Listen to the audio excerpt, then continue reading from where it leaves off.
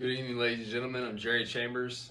For my final assignment, I've been tasked with coming up with economic factors that I would have to consider if I were to start my own business. So, the first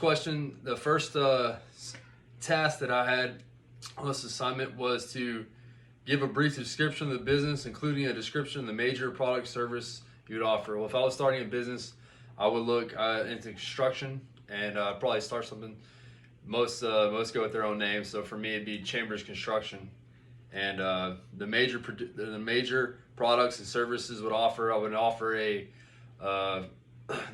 electrical, plumbing, everything basically in my business. Be a total team effort. So on mine wouldn't be just a subbed out to, like a lot of companies will sub out a lot of general contractors will sub out their work to subcontractors. I would try to have the subs all be part of my construction. Explain the factors that would affect supply and demand for your major product service.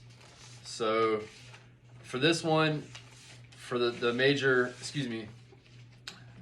factors that would affect supply and demand for my construction company, like most things, the main thing would probably be price, and that's just about anything you would do.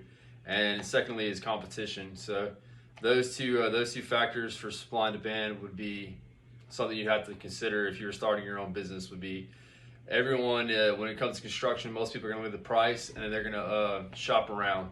So your competition, you have to be within a reasonable price and for market value. So the third task I had was list some economic resources you would need to produce your product or service. So the first part, it's actually a two-part question. So the first part would be for me, land, as for my construction company, really wouldn't be too much just as far as a home office. I just need a home office.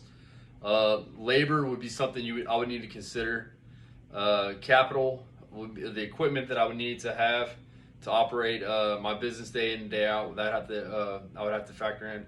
As far as entrepreneurial ability, not really. So mostly it would be for my business. It would be labor and capital. So the people that I need to get the job done, and the capital, the equipment and stuff, the resources I would need to get the job done to give my workers.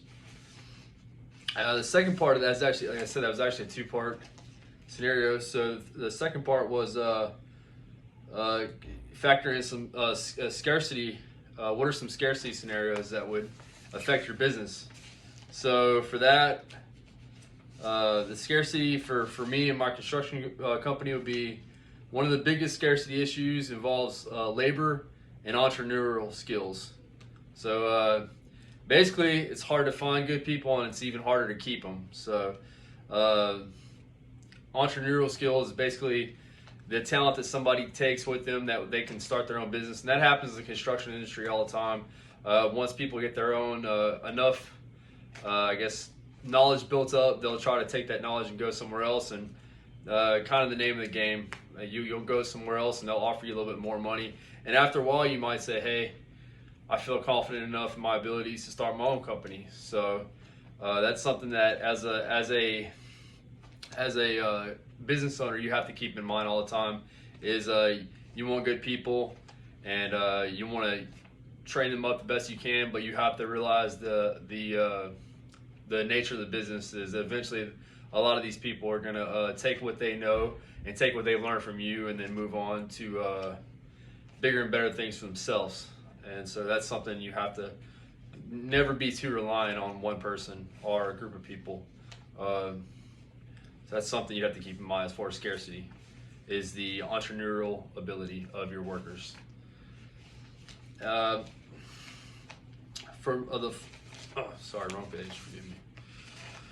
So for the describe some economic indicators you would be most interested in knowing more about before starting a business and the current levels of the economic indicators. So how will they affect your planning? Right now, during all this mess right now with COVID-19 and the pandemic, is not a good time Here, a little statistic for you to show you how bad you would, as a business owner, you'd be looking at the GDP as for in the way the market's going.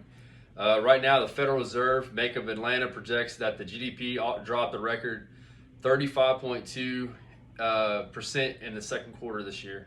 So that's the lowest it's ever been since they started measuring. It's pretty bad right now. So to start a business in this current climate, it would probably not be something you want to do. They're projecting our numbers to GDP not to even get back on track until probably 2022. So right now would not be the time to do it if you were looking to start a small business.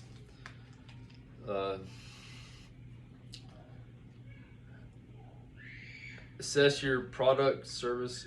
Assess your product slash service against existing competitors or providers in your what competitive advantage do you have?